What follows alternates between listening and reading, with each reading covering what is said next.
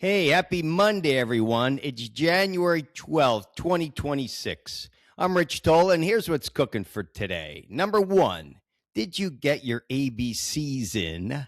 Number two, how to beat depression.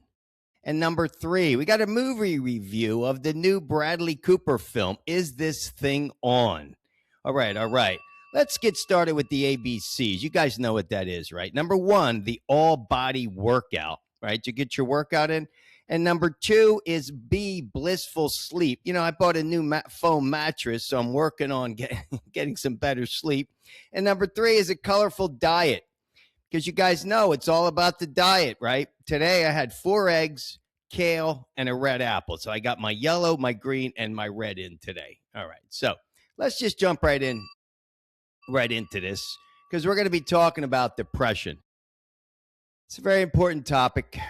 Let me turn the page here. All right. Let me tell you what this means. All right. So if you look it up in the dictionary, right?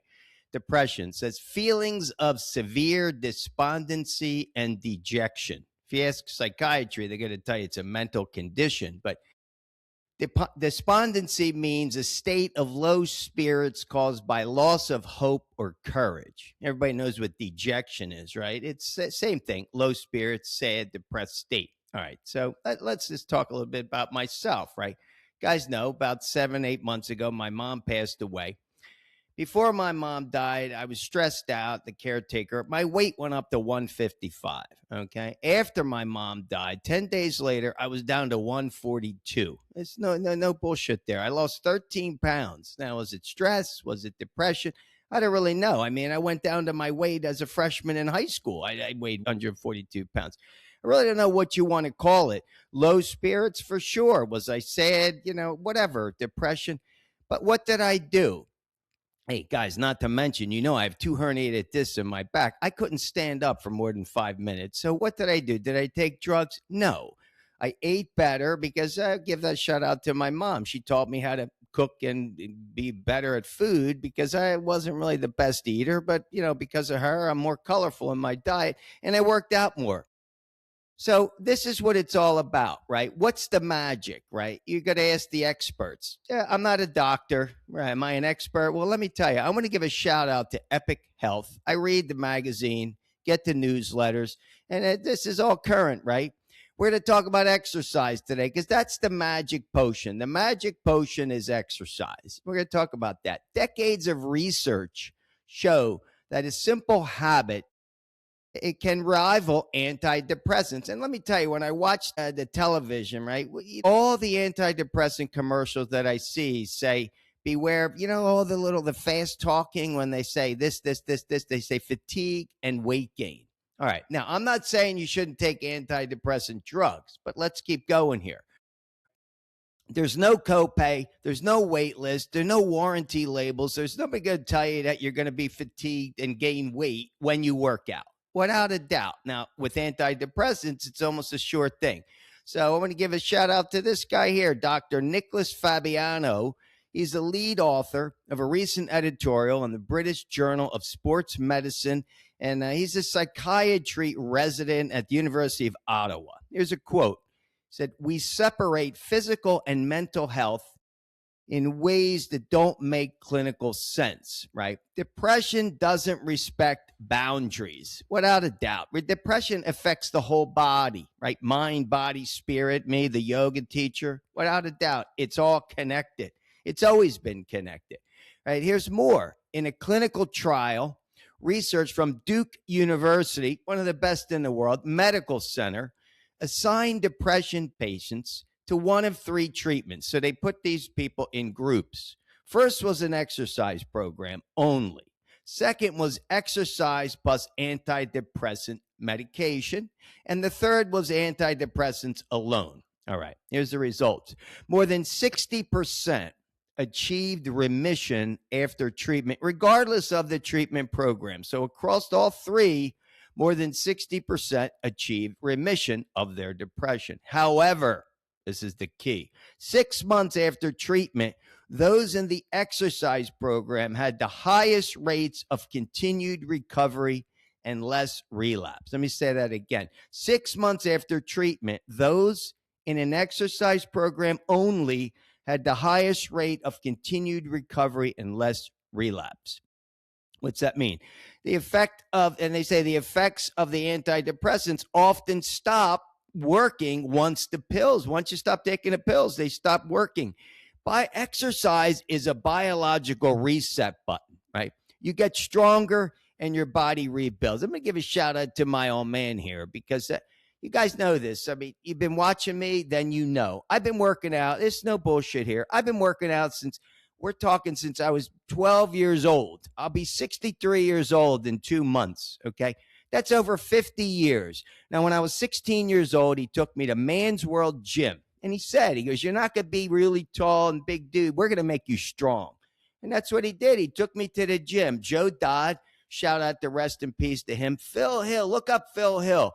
He was one of the best professional bodybuilders in the business. And Donnie Palmucci, my boy, Donnie was Mr. New Jersey at 21 years old. I start working out with these people, okay? I got the bug, worked out. I've been working out in the gym, guys, every single day for 45 years. Now, okay, I wrote a book, How to Drink from the Fountain of Youth, right? You could read more about it there.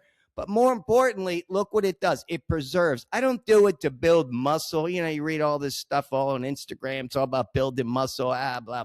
It's not about that. It's to stay strong mentally and physically, to stay strong.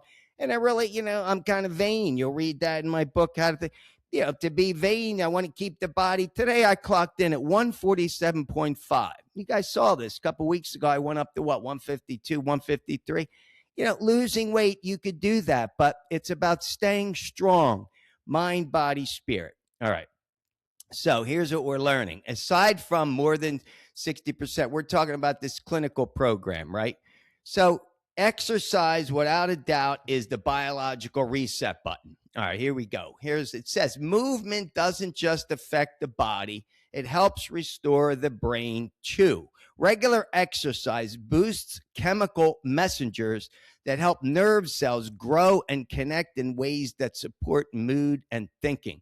Again, regular exercise. Now, what does that mean? Okay, I don't care if you go for a walk. I talk about it. I say roll out of bed and do your exercise. You got 5 guys. Go check this out. My other YouTube channel, Rich Tola Yoga. I did 100 5-minute workouts 100 days in a row. And to add to that, I made this video. This is like 10 years ago. My 15-minute fat-burning workouts. Hey, anybody wants one of these, you just pay for shipping and handling. I'll send you one of these. Email me, info@richtola.com.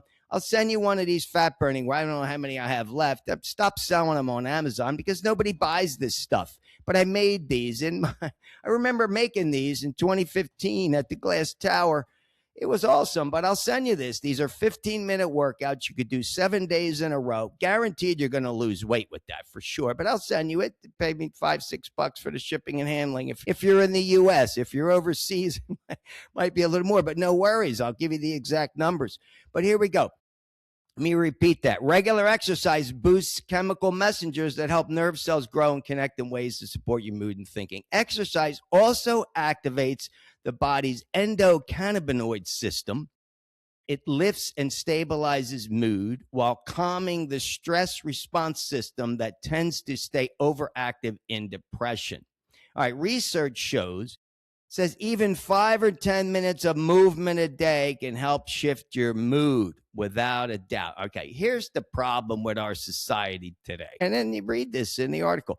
It says U.S. survey says that 92% of mental health professionals never learn to prescribe exercise during their training. 92%. They don't prescribe it. There's no billing code. They don't get paid for it. So that's a problem because exercise, and we know this. I was teaching these kids in high school. I told you, these kids do not exercise. They're eating horrible foods. That's not a colorful diet, but exercise is the real treatment. Now, again, I'm not telling you not to take your antidepressant medication. I wouldn't take it. I've never taken it. The only thing I do is I take a magnesium pill and a vitamin D every day. So again, I'm not telling you what you should do, but I'm telling you exercise is the real treatment. Now, okay, it's difficult. You're sad, you're depressed, you can't get out of bed. I was watching the episode of Bones the other day, and a guy, he says he slept for 20 hours a day. I understand, but movement, go for a walk. Get your dog, go with your best friend, go for a walk, start it. You got to do it. You got to grab yourselves by the bootstraps because to me, working out every single day is a necessity. Okay, 15 minutes, my workouts, that's 1%. 15 minutes equals one. I do 45 minutes a day. That's it. I do 3%. I try to sleep. Again, good sleep, blissful sleep, 7, 8 hours, eat right. But you have to do it. In my opinion, movement is medicine. That's what it is. It's all about movement. It's a necessity. All right. And there you go.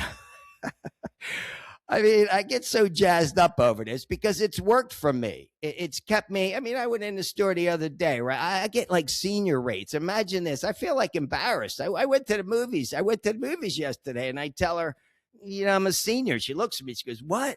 What are you talking about?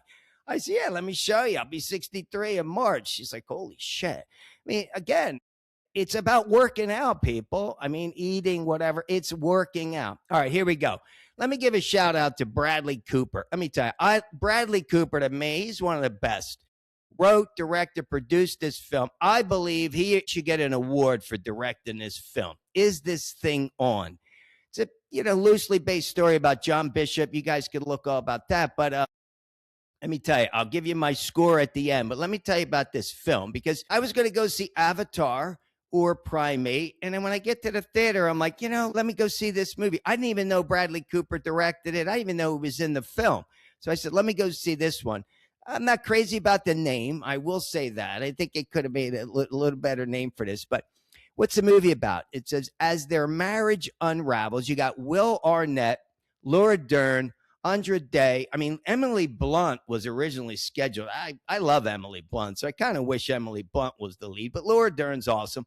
So here we go. As their marriage unravels, Alex, played by Arnett, faces middle age and divorce, and he seeks new purpose in life through the New York comedy scene. Really like that. This whole film takes place in New York, filmed in New York, right on the streets. Meanwhile, his wife, Tess, played by Laura Dern, confronts sacrifices made for their family, forcing them to navigate co-parenting and identities. All right. Anybody who's married, anybody who's divorced, anybody who's in a relationship, you got to watch this movie. Let me tell you, it's funny as hell, it's sad as hell, and it's interesting as hell. Is it heartfelt? Not really, but it gets a 93% rating on Rotten Tomatoes. It premiered in the New York Film Festival back in August of last year. It says it grossed about $4 million, but let me tell you, I'm giving this movie an A minus. I mean, it's an A film without a doubt. Best film I've seen in a while. You guys know I give B's, B minus, B plus, but this is an A film. It's an A minus because I think, you're not crying in the film. You're not hitting all the emotions, right? For me, again, you want to kind of hit all the emotions to get those major top scores. Like Rocky to me, that's an A plus. But anyway, this is a cool movie. And again, you're on the streets of New York. And if you like stand-up comedy, superb. This is like whoever wrote that stand-up comedy. I think Will Arnett was involved with the screenplay with Cooper. But excellent stand-up. And it really does tune in to what it takes. I did stand-up comedy 10 years ago, 2015, Burbank Film. I tried it. Let me go back. I had an acting coach one time say, you should try stand-up. It'll open you up. And I'm like, what are you talking about? They're like, you'll see.